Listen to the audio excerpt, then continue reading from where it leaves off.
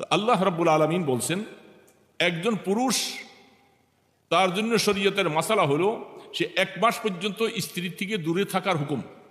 1 মাসের ভিতরে তাকে স্ত্রীর সাথে তার মেলামেশা হওয়ার জরুরি।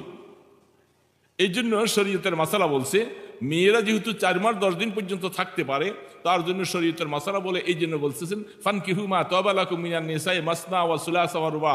এই জন্য শরীয়তে পুরুষের জন্য 4 জন পরিবার বিবাহ করা হালাল। আলহামদুলিল্লাহ। এগুলি অনেক অনেক কথা, এগুলি বলতে সময়ের কথা।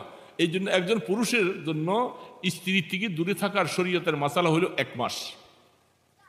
1 মাস পরে সেই স্ত্রীর কাছে যাওয়া তার জন্য জরুরি। এখন বাবা আমরা আমাদের সন্তানগুলি স্ত্রী রাইখা সে 2 বছর 3 বছর 4 বছর এমনকি 10 বছর পর্যন্ত বাহিরে পড়ে আসে।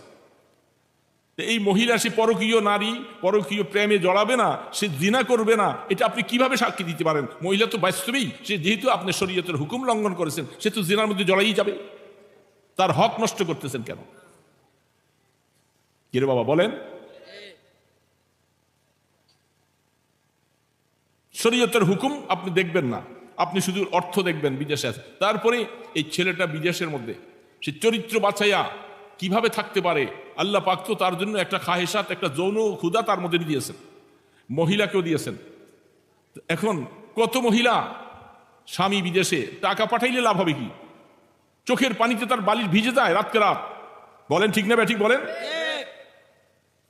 অনেক বাবা তার মেয়েটাকে বিবাহ দিবার সময় দেখে যে ছেলে বিদেশ থাকে, অনেক সময় আমি বিদেশি ছেলের কাছে মেয়ে বিবাহ দিব না। সেইখানে হয়তো স্বামীর সাথে তার দেখা সাক্ষাৎ হয়েছিল 2 মাস পরে ছেলে চলে গেছে। এখন একটা সন্তান নাই, 1 বছর 2 বছর চলে যাচ্ছে, মেয়েটার স্বামীও নাই একটা সন্তানও নাই। এখন ডাক্তাররা বলতেছে স্ত্রী পাশে তোমাকে থাকতে হবে যদি সন্তান তুমি পাইতে চাও। সেটা সম্ভব না, কারণ চাকরিতে গেছে, সেখানে আবার 2 মাস 2 বছর ছাড়া আর ছুটি পাবে না। এটা বাস্তব কথা না অবাস্তব কথা বলেন তো বাবা? এই অবস্থায় আমরা আমাদের দেশে আছি। যারা বিজাতি ইহুদি নাসারা তাদের মধ্যে জেনার প্রবণতা বেশি, তাদের কাছে শরীয়ত নাই কিছু নাই।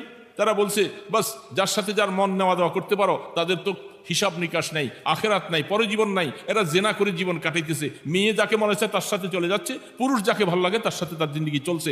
কিন্তু মুসলমান তোমার জন্য তো বৈধতা চিন্তা ভাবনা করতে হবে।